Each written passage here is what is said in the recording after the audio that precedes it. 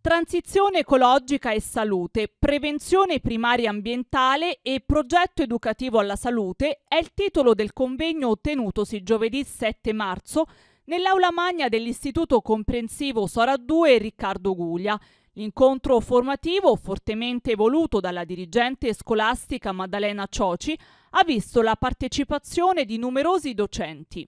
L'Istituto ha pensato di aprire una serie di seminari sulla transizione ecologica, che rientra peraltro nell'Agenda 2030, a cui l'Istituto si è adeguato nel 2021 con il nuovo TOF, inserendo chiaramente gli obiettivi principali che sono l'ambiente e la salute. E in quest'ambito abbiamo pensato che per educare gli alunni alla salute, quindi al benessere anche fisico, è necessario partire dall'educazione degli adulti, perché ormai noi non facciamo più parte della nuova generazione. Per essere educatori dobbiamo essere educati, e allora qui in sinergia con il dottor Recchia e con il dottor Anselmo Cioffi abbiamo pensato di iniziare con questa tematica, e la transizione ecologica è una tematica sicuramente attuale che interessa tutta la scuola. I docenti chiedono di essere formati, è un inizio perché poi peraltro abbiamo già avuto la partecipazione dell'Istituto al piano PNRR DM 66 del 2023, che vedrà poi nel 2025 completarsi la formazione con dei fondi specifici messi a disposizione dal piano di resilienza. Un'occasione importante per discutere di una tematica di grande attualità. Al tavolo dei relatori il dottor Carlo Luigi Recchia, dirigente medico dell'unità operativa di chirurgia generale dell'ospedale di Sora, e il dottor Ernesto Anselmo Cioffi, responsabile dell'unità operativa di nefrologia dell'ospedale di Sora. La dirigente dottoressa Cioci ha fortemente voluto questo incontro con un argomento che è un po' inconsueto per noi medici: transizione ecologica e salute. Sono argomenti che di per sé hanno avuto sempre dei contatti, ma oggi hanno un traguardo comune: il benessere dell'uomo e dell'ambiente.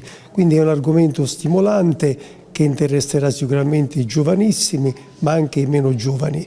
Noi cercheremo di descrivere un po' la prevenzione come punto di partenza per realizzare questi fini. Un tema che indubbiamente oggi diciamo che è di attualità, che forse un pochino esula da quello che è il nostro quotidiano impegno lavorativo. Comunque sicuramente la prevenzione è importante. Quello che noi cercheremo oggi di rappresentare, di portare all'attenzione dell'uditorio è la transizione ecologica, quindi l'impatto che i cambiamenti climatici hanno sulla salute, la prevenzione delle patologie, varie patologie. Io in particolare mi concentrerò sulle patologie renali, sull'ipertensione arteriosa, e tra l'altro un altro elemento importante è dimostrare come anche le cure di queste patologie hanno a sua volta un impatto sull'ambiente,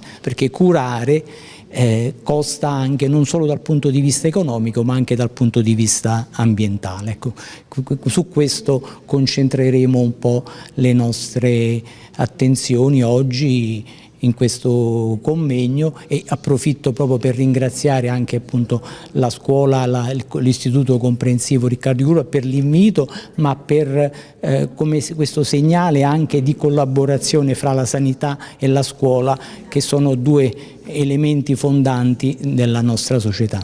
A portare i saluti del Comune di Sora la consigliera delegata all'istruzione e alla transizione ecologica Francesca Di Vito.